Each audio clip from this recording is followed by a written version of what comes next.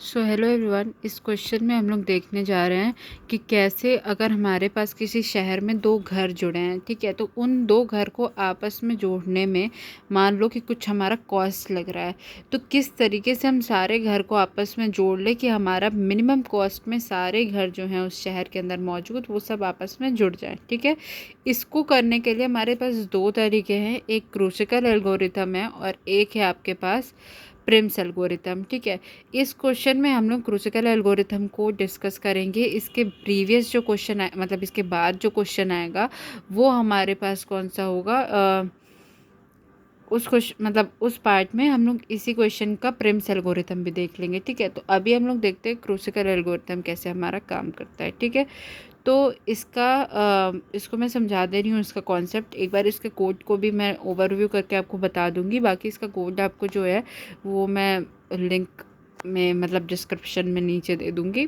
ठीक है, तो अब इसको देखते हैं हम लोग इसमें करेंगे क्या। ठीक है, तो पहले तो हम लोग देखते हैं कि इस क्वेश्चन को करने के लिए हमारे पास कुछ कुछ चीज़ें हैं जिनको हमें देखना है। बेसिकली यहाँ पे हमारे पास एक कॉस्ट का फॉर्मूला है। कॉस्ट का फॉर्मूला जो इधर हमें दिया है वो मानथन फॉर्मूला हमारा कहलाता है, मतलब x1 minus x2 plus y1 minus y2 ये करके देता है। मतलब इसको अगर हम लोग ग्राफिकली देखें तो ये कुछ इस तरीके से होगा। देखिए, जैसे यहाँ पे ये हमारा ग्राफ है, तो यहाँ पे हमारे पास x1 minus x2 plus y1 minus y2 क्या देता है, ज़ीरो में से ज़ीरो गया तो ज़ीरो आएगा, y1 माइनस y2 मतलब तुम्हारा 9 में से 7 गया तो 2 आएगा। ठीक है, तो यही तुम्हारा इन दो नोट्स के बीच का डिस्टेंस हो जाएगा। ठीक है, तो यही हमारा जो फॉर्मूला है वो मानथन फॉर्मूला है, और इसी फॉर्मूले की हेल्प से हम लोग क्या होगा, हम लोग इसी फॉर्मूले की हेल्प से अपना कॉस्ट निकालेंगे। ठीक है, तो देखते हैं क्या हमने किया है। तो ये हमारे पास क्या था, ये हमारे पास हमारा मानथन फॉर्मूला आ गया। ठीक है, तो इधर से हमारा कॉस्ट निकल के आ जाएगा। अब हम लोग देखते हैं कि हमारा DSU क्या है। तो DSU हमारा जो होगा वो डिसजॉइंट सेट यूनिट कहलाता है। इसका क्या काम होता है, ये हमारा साइकिल डिटेक्ट करने का काम आता है, क्योंकि हमारा क्रूसिकल एल्गोरिथम अगर देखें तो ये हमारा मिनिमम कॉस्ट निकाल के देता है। ये भी डिटेक्ट करता है कि हमारा साइकिल नहीं होना चाहिए, क्योंकि अगर साइकिल है तो कहीं ना कहीं हम लोग मैक्सिमम नंबर ऑफ एज का यूटिलाइजेशन कर रहे हैं, इसीलिए हमारा ये साइकिल को हटाता है। और दूसरी चीज़ हमारी जो रहती है इसमें ये करता है कि सभी नोट आपस में कनेक्ट हो, तो मतलब सभी नोट आपस में इस तरीके से कनेक्ट हो कि हमारा कॉस्ट जो हो वो कम से कम लगे और वहाँ पे कोई साइकिल ना बने। तो हमारा साइकिल डिटेक्शन के लिए DSU यूज हो गया। और एज क्रिएशन मतलब कौन कौन से पॉसिबल एज हैं जिनको हम ले सकते हैं, मतलब कौन सी एज छोटी होगी उसी को तो लेंगे, ऑब्वियसली बात है, बड़ी एज को तो हम लेंगे नहीं। तो ये एज डिटेक्शन के लिए हमारे पास यूज़ होगा एज क्रिएशन। फिर शॉर्टिंग यूज़ होगा, हमारे जो सबसे छोटे से छोटा एज होता है उसे हम ले सके इसके लिए। और क्रूसिकल जो होगा वो हमारा MST मतलब मिनिमम स्पैनिंग ट्री, मतलब ये क्रूसिकल एल्गोरिथम हमारा यहाँ पे यूज़ होगा मिनिमम स्पैनिंग ट्री को बनाने के लिए। तो अब इधर देखते हैं, इधर हमने दो चीज़ और यूज़ किया है, फाइंड फंक्शन यूज़ किया है। फाइंड फंक्शन का क्या काम होगा, ये बताएगा कि आपका पर्टिकुलर जो एलिमेंट है पर्टिकुलर वो कौन से मतलब मान लो कि हमारा यहाँ पे 0 था, ठीक है, फिर 1 था, तो ये 0 1 2 3 4 ये सारे नोट्स जो हैं वो नोट्स या फिर वो हाउस कौन से पर्टिकुलर ग्रुप में आ रहा है, तो ये हमारा फाइंड बताएगा। रैंक बताएगा कि हमारा जो सारे नोट्स हैं 1 2 3 4 5 ये सारे नोट्स कौन से रैंक पे आ रहे हैं, कौन से लेवल पे आ रहे हैं। इसको थोड़ा समझने के लिए हम एक बार और डायग्राम का हेल्प लेते हैं थोड़ा इसे समझाने के लिए। तो इधर देखिए, जैसे ये है हमारा, ठीक है, तो 2 है और 1 है, ये दोनों एक ही रैंक मतलब रैंक पे आ रहा है। ठीक है, और 3 जो है वो 3 से मतलब 1 से ऊपर आ रहा है। ठीक है, तो 3 क्या होगा, 3 हो जाएगा 1 का पेरेंट। ठीक है, तो यही रैंक हमारा बताता है कि कौन कौन से लेवल पे आ रहा है। ठीक है, अब हमारा मान लीजिए 0 था पहले एक नोट, फिर एक नोट 1 था, एक नोट 2 था। अब 0 जो था वो 0 हमारा जो था वो 1 से कनेक्ट हुआ, 1 जो हुआ वो 2 से कनेक्ट हुआ। तो अल्टीमेटली 2 जो होगा वो 1 का पेरेंट होगा, 1 जो होगा वो 0 का पेरेंट होगा। तो अगर हम लोग बात करें पेरेंट, अभी हम लोग एक एरे बनाएंगे पेरेंट का, तो इनिशियली 0 1 2 जो भी हैं ये सब, इनके पेरेंट को -1 से एलोकेट करेंगे, ठीक है। बाद में हमारा जैसे जैसे 0 का पता चल गया, 0 का पेरेंट कौन है, 1 है, ठीक है। तो पहले तो अपडेट कर देंगे, इसका पेरेंट 1 होगा, और फिर हमें पता चलेगा कि 1 है, 1 का पेरेंट है 2, तो यहाँ पे अपडेट कर देंगे 2, और इधर 2 जो है 2 का तो कुछ है नहीं, तो इसलिए 2 का हम 2 ही रहने देंगे, ठीक है। तो ये हमारा इस तरीके से काम करेगा। तो इस ग्रुप का 0 1 2 जो ये ग्रुप हमारा बन के आ रहा है, ठीक है, इसका अगर फाइंड हम लोग पता करेंगे, जैसे फाइंड ऑफ 0 हमने देखा, फाइंड ऑफ 1 देखा, तो इसका फाइंड हमारा 2 ही आएगा, ठीक है। अब हम लोग थोड़ा एल्गोरिदम की तरफ बढ़ते हैं, थोड़ा एल्गोरिदम समझने की कोशिश करते हैं, तो वो हमारा थोड़ा और क्लियर हो जाएंगी सारी चीज़ें। तो एल्गोरिदम देखिए कुछ इस तरीके से हमारा है। पहले तो हमने DSU बनाया। अब DSU का आप लोग देख लो कि ऐसे क्रिएशन होता है, जहाँ पे भी क्रूसिकल एल्गोरिथम लगेगा वहाँ पे DSU आपका यूज़ होने वाला है, ठीक है। तो डिसजॉइंट सेट यूनिट मैंने यहाँ पे लिखा भी है। तो इसका कुछ यही फॉर्मेट है, जैसे एरे बनाने का कुछ फॉर्मेट होता है, ठीक है। आपका लिंक लिस्ट डोनेट करने मतलब लिंक लिस्ट अगर आपको इनिशियलाइज करना है उसका कुछ फॉर्मेट होता है, ऐसे DSU का भी कुछ फॉर्मेट होता है। पहला हमारा जो रहेगा, first step is to create parent, ठीक है। पेरेंट एरे क्रिएट करना है। पेरेंट एरे वहीं जैसे मैंने बताया नहीं था, 0 1 2 है, इनिशियली -1 सबके पेरेंट होंगे, लास्ट में सबके पेरेंट जो होंगे वो हमारे एज पर हमारे किस ऑर्डर में चीज़ें ऐड हुई हैं उस हिसाब से हमारे पेरेंट अपडेट होते रहेंगे, ठीक है। रैंक मैंने बताया कि कौन कौन से लेवल पे आ रहा है, जिस रैंक के हेल्प से हम लोग पेरेंट निकालने का हम लोग को हेल्प होगा, ठीक है। तो पहला तो हमने क्या हुआ, ये हमने क्लास बना ली है DSU की, ठीक है। अब इसके अंदर पर्टिकुलरली हमारी कैसे कैसे DSU वर्क करेगा, ठीक है, देखते हैं। तो पहले हमने एक फंक्शन बनाना है DSU करके, जिसमें n पैरामीटर हमारा लेगा। n क्या है, नंबर ऑफ़ नोड्स, ठीक है। तो इसके पेरेंट, पहले एक तो पेरेंट एरे हमने इनिशियलाइज़ कर दिया, रैंक एरे हमने इनिशियलाइज़ कर दिया। अब पेरेंट में सब में पहले जो -1 हमने भरा था वो भर दिया, और हमने रैंक में -1 भर दिया, रैंक में 1 भर दिया। तो इतना जो पोर्शन होगा हमारा, इस पोर्शन में हमारा DSU का फंक्शन जो था वो हमारा क्रिएट हो गया, ठीक है। अब हम लोग चलते हैं अब फाइंड फंक्शन, क्योंकि हमने क्या देखा, हमने 2 फंक्शन बनाने हैं इसमें DSU के अंदर। पहला तो एक हमने DSU बना दिया, एक बेसिक सा ढांचा हमारा सबका पेरेंट और रैंक का बनके क्रिएट हो गया है। अब हमें क्या करना है, 2 फंक्शन क्रिएट करना है जिनका हम लोग आगे चल के यूज़ करेंगे, एक फाइंड और एक हमारा होगा रैंक। तो पहले देखते फाइंड कैसे बनेगा। तो फाइंड हमने बताया कि हमारा फाइंड जो रहेगा वो ये बताएगा कि पर्टिकुलर एलिमेंट कौन से ग्रुप का आता है, ठीक है। तो अगर पेरेंट ऑफ आई मतलब पेरेंट ऑफ किसी भी नंबर का, जैसे 0 1 2 हमारा नंबर दिया गया है ना, तो उस 0 1 2 नंबर में जैसे अभी हमने देखा नहीं, तो 0 था, 1 था, 2 था, ठीक है। तो उस 0 1 2 में जैसे ये 0 है, 1 है, 2 है, तो इस 0 1 2 में, ठीक है, हमें देखना है कि पेरेंट ऑफ आई अगर -1 है, मतलब इनिशियलाइज हमने -1 किया था, तो अगर इसका पेरेंट अभी भी -1 है, मतलब ये इनिशियल हमारा शुरू हुआ है, तो उस केस में हमें रिटर्न कर देना है 1 को। अगर इनिशियल शुरू नहीं हुआ है तो पेरेंट ऑफ आई क्या होगा, पेरेंट ऑफ आई जो होगा वो हमारा हो जाएगा parent of find of parent of I का। मतलब अगर हमने इसमें कुछ दे दिया है, मतलब अगर हमारे पास इसमें जैसे हमारा लास्ट में आने गया तो 1 है, इसका 2 है, ये 2 है, ठीक है। अगर ये -1 नहीं है, मान लो कि अब ये हमारे पास 1 हो गया, ठीक है, तो पेरेंट ऑफ आई 1 था, तो पेरेंट ऑफ आई 1 था, इसके लिए इसी की वजह से अब हमें क्या करना है कि पेरेंट ऑफ आई को हमें फाइंड ऑफ पेरेंट ऑफ आई के बराबर कर देना है। तो इससे होगा क्या, इससे ये होगा कि हमारा जो पेरेंट ऑफ आई है, जैसे इसका पेरेंट है वो हमारा 1 के बराबर हो जाएगा, ठीक है। तो पेरेंट ऑफ आई हमारा फाइंड ऑफ पेरेंट ऑफ आई के बराबर हो जाएगा, ठीक है। तो ये हमारा फाइंड फंक्शन क्रिएट हुआ। अब इसके बाद हमारे पास आता है यूनिट फंक्शन। अब यूनिट फंक्शन हमारी होगी वो सारे जो भी, जैसे 0 को हमने 1 से कनेक्ट किया, 1 को हमने 2 से कनेक्ट किया, ठीक है। तो यही सारी हमारी एज को आपस में जोड़ने के लिए हमारा यूनिट फंक्शन काम आएगा, ठीक है। तो अब इधर देखो, हम लोग पहले देखते हैं S1 जो होगा वो फाइंड ऑफ x, मतलब जो हमारा पहले वाला था, जैसे दो कोऑर्डिनेट थे नहीं, x और y 0,7, तो इसीलिए हमारा 0 का फाइंड देखेंगे और हमारा S2 मतलब फाइंड ऑफ y का फाइंड देखेंगे।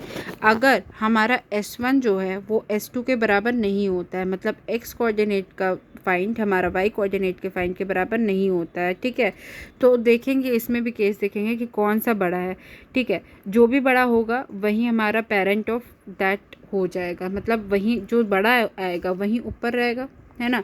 तो इस तरीके से हम लोग अपना पेरेंट इधर सारे केस देके अपडेट कर लेंगे।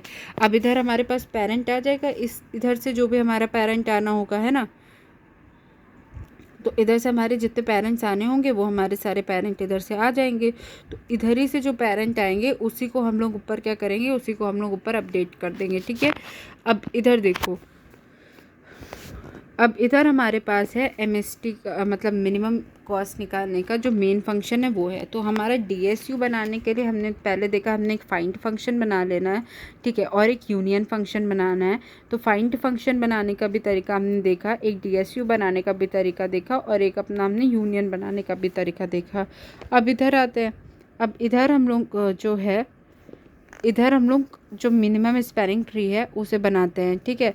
तो इधर देखो, पहले तो हमने क्या किया कि नंबर ऑफ़ हाउस मतलब जितने नंबर ऑफ़ हाउसेस हैं उतने हमने क्या कर लिया, मतलब वो हमने यहाँ पे देख लिया, ठीक है। जो हमारे नंबर ऑफ़ हाउसेस होंगे वो इधर आ जाएंगे n में, तो एडजस्ट करते हैं। हाँ, अब यहाँ पे हम लोग को क्या करना है, एक एज लिस्ट बनानी है कि कौन कौन से एज को हमें डालना है इसको देखने के लिए, ठीक है। और अब इधर देखते हैं हम लोग कितने पॉसिबल एज हैं, वो देखते हैं कि कौन कौन से एज को हम लोग रख सकते हैं। तो हमारे पास एक तो होगा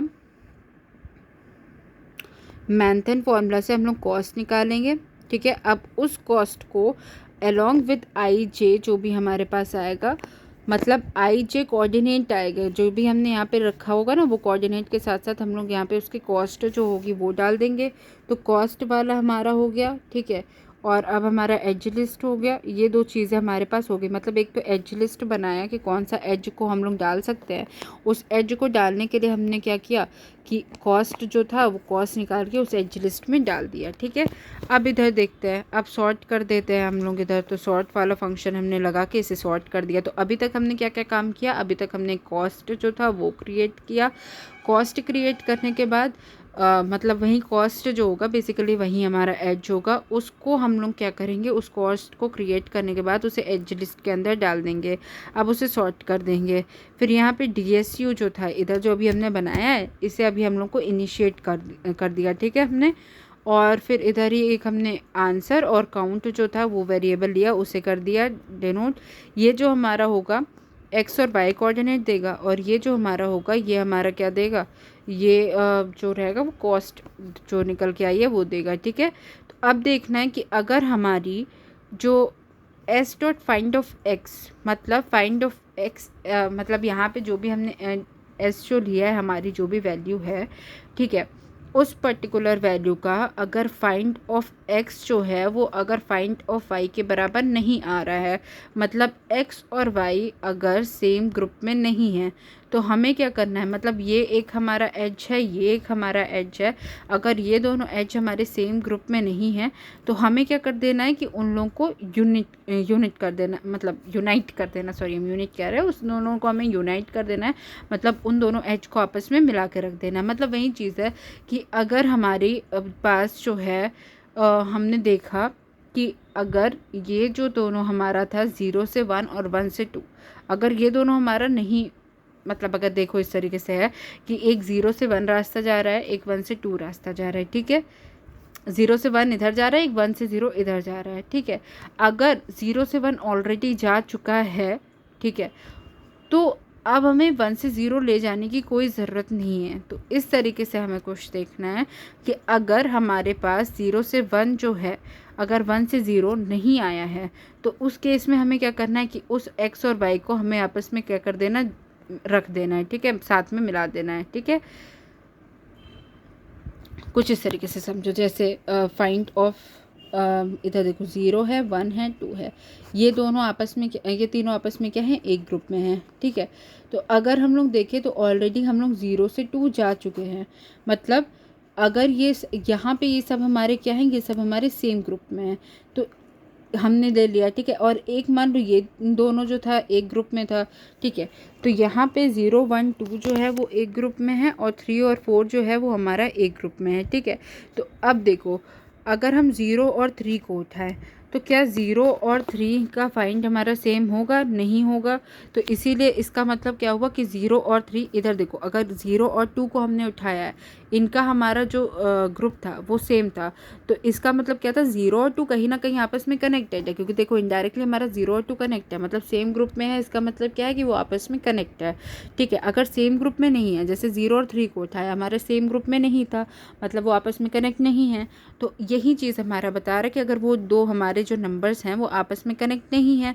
ठीक है, एस क्यों यूज़ कर रहे हैं मैम? एस इसीलिए यूज़ कर रहे हैं क्योंकि हमारा DSU के अंदर ही है, जिसके थ्रू हम लोग फाइंड और यूनिट हम लोग आपस में चला सकते हैं। ठीक है, तो हमने यहाँ पे जो ऑब्जेक्ट बनाया था इसी के हेल्प से हम लोग कर रहे हैं। तो अगर हमारा ये दोनों एक्स और वाई सेम ग्रुप में नहीं है तो एक्स और वाई को हम लोग क्या कर देना है, इनको यूनाइट कर देना है। और अगर हमने इन्हें यूनाइट कर दिया तो इनका डब्लू जो था, डब्लू इनका क्या था, डब्लू इनका था कॉस्ट, उसको हम लोग को क्या करना है, आंसर में ऐड कर देना है इस कॉस्ट को, और हमारा काउंट जो है वो बढ़ा देना है। ठीक है, काउंट बढ़ गया, अगर काउंट n-1 हो गया उधर हमें ब्रेक कर देना, क्योंकि हमने पहले ही बताया था आपको कि हमारा जो नंबर ऑफ एच हम लोग इस केस में ले सकते हैं वो n-1 ले सकते हैं, और लास्ट में जो भी हमारा सारे जो भी वेट आपस में ऐड हो के आंसर अपडेट हुआ है उसी को हमें रिटर्न कर देना है। तो एक बार फिर से ओवरव्यू ले लेते हैं। यहाँ पे जो मेन हमारा बना है क्लास वो DSU का बना है, जिसमें हमने 3 चीज़ बनाई, एक DSU का सिंपली रैंक और पेरेंट के लिए, और एक हमने क्या बनाया, फाइंड करने के लिए। तो फाइंड में 2 चीज़ें देखनी पड़ती है कि अगर हमारा जो पेरेंट ऑफ आई है अगर वो -1 के बराबर है तो रिटर्न कर देंगे आई को, अगर हमारा पेरेंट ऑफ आई 1 अगर -1 के बराबर नहीं है, मतलब इनिशियल केस नहीं है, तो पेरेंट ऑफ आई क्या होगा, जो हमारे फाइंड में जो भी पेरेंट ऑफ आई होगी उसकी वैल्यू जो होगी उसी के बराबर होगा।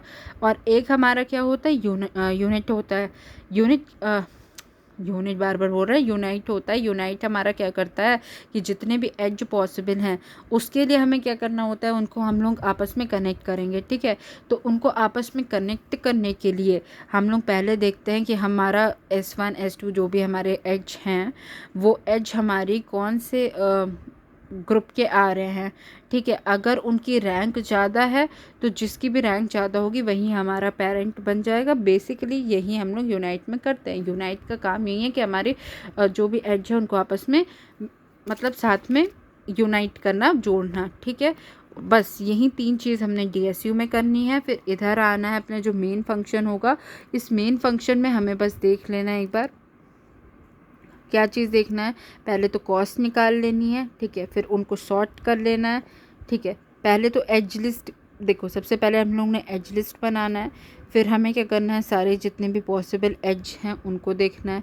ठीक है, तो जितने भी एज सारे पॉसिबल, इस केस में हम लोग मिनिमम ये सब चीज़ें नहीं देखने वाला है, तो पहले तो हमें एज ही बना लेना है, फिर अब उनको सॉर्ट करना है, फिर हमें क्या करना है कि इनिशियलाइज़ करना है अपना DSU को, जिसके हेल्प से हम लोग MST बनाएंगे। तो सबसे पहले हमारे तो ग्राफ की इनिशियलाइजेशन के लिए बेसिकली हमें क्या करना है कि हमारे पास जितने भी पॉसिबल एज हैं वो लेंगे, उनकी सॉर्टिंग करेंगे, और फिर 3 चीज़ें दोनों में ही हो रही हैं, DSU में भी हमने पहले क्या करना है, पहले तो एक DSU फंक्शन बनाना है, फिर उनको हमें फाइंड फंक्शन बनाना है, यूनाइट फंक्शन बनाना है।